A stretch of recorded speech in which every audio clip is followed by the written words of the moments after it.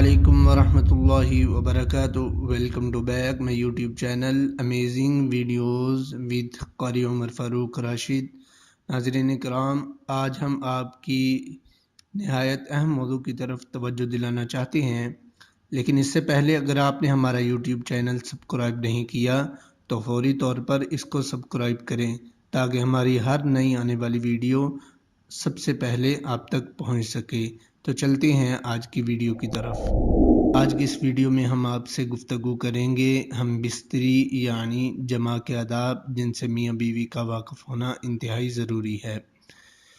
जिस तरह इस्लाम के रोशन और पुरनूर इनकलाब ने एक ही बार में जाहिलियत के दौर की तमाम बेहयाई और बेरारवी को मिटा दिया और इसकी जगह दुनिया में शरई निकाह को पेश कर दिया, जिस तरह इज्तमाई सतह पर निकाह की पाक सुन्नत एक तरीका ठहरा, इसी तरह निकाह के बाद हम बिस्तरी या जमा के आदाब भी पेश किए गए।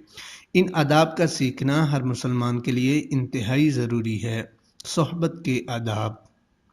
नंबर 1, पहली बार जब दुल्हन अपने दुल्हा के साथ यकजा होती है तो मसनून तरीका ये है कि पहले शोहर अपनी बीवी के पेशानी के बाल पकड़े और बिस्मिल्लाहिर्रहमानिर्रहीम पढ़कर ये दुआ पढ़े, अल्लाहुम्मा इन्नी अस्अलुका खैरहा व खैर मा जबलतहा अलैहि व अऊदु बिका मिन शर्रिहा व मिन शर्रि मा जबलतहा अलैहि। ऐ अल्लाह, मैं तुझसे इसकी भलाई और इस चीज़ की भलाई चाहता हूँ जिस पर तूने इसको पैदा किया, और तुझसे इसकी बुराई और इस चीज़ की बुराई से पनाह मांगता हूँ जिस पर तूने इसको पैदा किया। नंबर 2, शब ज़ुफ़ाफ़ में अपनी बीवी के साथ 2 रकत नमाज अदा करे। ऐसा करने से दोनों की अज़दवाजी ज़िंदगी हर नापसंदीदा चीज़ से महफूज रहेगी। सैयदना अब्दुल्ला बिन मसऊद रज़ियल्लाहु अन्हु का बयान है कि जब तुम्हारी बीवी तुम्हारे पास आए तो तुम उसे कहो कि वो तुम्हारे पीछे 2 रकत नमाज पढ़े और ये दुआ करो, अल्लाहुम्मा बारिक ली फ़ी अहली व बारिक लहुम फ़िय्या, अल्लाहुम्मा अजमा बैनना मा जमाअता इलैया खैरिन व फ़र्रिक़ बैनना इज़ा फ़र्रक़ता इला खैरिन। ऐ अल्लाह, मेरे लिए मेरे अहल में बरकत अता फरमा और इसके लिए मुझ में बरकत अता फरमा। ऐ अल्लाह, जब तक हमें इकट्ठा रखे खैर पर इकट्ठा रख, और जब हमारे अंदर जुदाई हो तो खैर ही पर जुदाई हो। नंबर 3, मुसलमान पर ज़रूरी है कि वह हम बिस्तरी की दुआ का एहतमाम करे। ऐसा करने से इस सोहबत से पैदा होने वाला बच्चा शैतान के असर से महफूज रहेगा। सैयदना अब्दुल्ला बिन अब्बास रज़ियल्लाहु अन्हुमा से मरवी है कि नबी करीम सल्लल्लाहु अलैहि वसल्लम ने फरमाया, अमा लौ अन्न अहदहुम यक़ूलु हीन याती अहलहु बिस्मिल्लाहि अल्लाहुम्मा जन्निबनी शैतान व जन्निबिश शैतान मा रज़क़तना सुम्मा क़ुद्दिर बैनहुमा फ़ी ज़ालिका औ क़ुदिया वलदुन लम यज़ुर्रुहु शैतानुन अबदा। अगर तुम में से कोई शख्स अपनी बीवी से हम बिस्तरी करने से पहले ये दुआ पढ़ ले, बिस्मिल्लाहि अल्लाहुम्मा जन्निबनी शैतान व जन्निबिश शैतान मा रज़क़तना, ऐ अल्लाह तू हमें शैतान से महफूज रख और जो औलाद तो हमें अता करे उसे भी शैतान से बचाना, तो इनके यहाँ जो बच्चा पैदा होगा शैतान इसे कभी नुकसान नहीं पहुँचा सकेगा। नंबर 4, जमा के शुरू में बिस्मिल्लाहिर्रहमानिर्रहीम ज़रूर पढ़ें अगर दुआ नहीं आती तो। अगर दुआ आती है तो मुकम्मल दुआ पढ़ें, यही मसनून है। नंबर 5, जमा के वक़्त बिल्कुल नंगा होना गैर मुनासिब है। इससे मियाँ बीवी और बच्चे को नुकसान पहुँचने का अंदेशा होता है।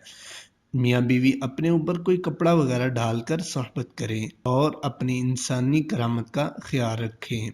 नंबर 6, हैज़ यानी औरत को माहवारी का खून आना और निफास यानी विलादत का खून आना, इन दोनों हालतों में बीवी के साथ सोहबत करना हराम है। इसी से मुतल्लिक़ हदीस मुबारका में है कि हुज़ूर अकरम सल्लल्लाहु अलैहि वसल्लम ने फरमाया, من اتا کاہنا فصدقہ بما یقول او اتا امرأة حائضا او اتا امرأة فی دبرها فقد برئ مما انزل علی محمد صلی اللہ علیہ وسلم۔ آپ علیہ الصلاۃ والسلام نے فرمایا، جس نے حید کی حالت میں یا بیوی کی سرین میں دخول کیا یا کسی جوتشی شخص کے پاس گیا اور جو اس نے کہا اس کو مان لیا تو اس نے محمد صلی اللہ علیہ وسلم پر اتاری گئی ہر چیز کا انکار کیا۔